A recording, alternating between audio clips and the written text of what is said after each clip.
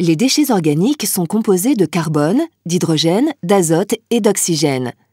La plupart, issus de la mort des êtres vivants animaux ou végétaux, sont généralement détruits et digérés par les bactéries. Mais certains se déposent au fond des mers fermées, des lagunes, des lacs, des deltas ou d'autres milieux aquatiques pauvres en oxygène. Ils sont ainsi protégés de l'action des bactéries.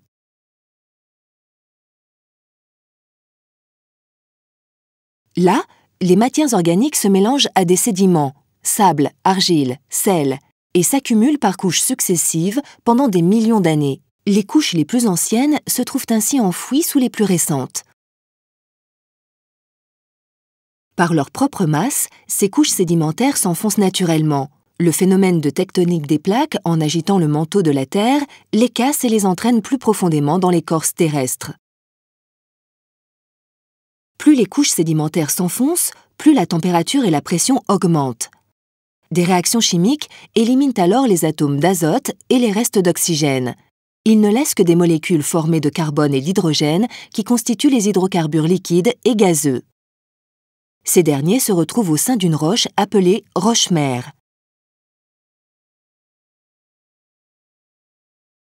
Ces hydrocarbures vont se déplacer sous terre, car plus légers que l'eau, ils ont tendance à remonter vers la surface de la Terre.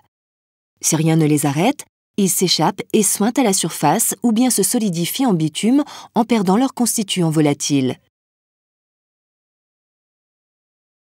Mais si au cours de leur migration, les hydrocarbures rencontrent une couche imperméable qu'on nomme la couverture, ils sont piégés en dessous dans les interstices microscopiques et les fissures d'une roche, dite roche-réservoir.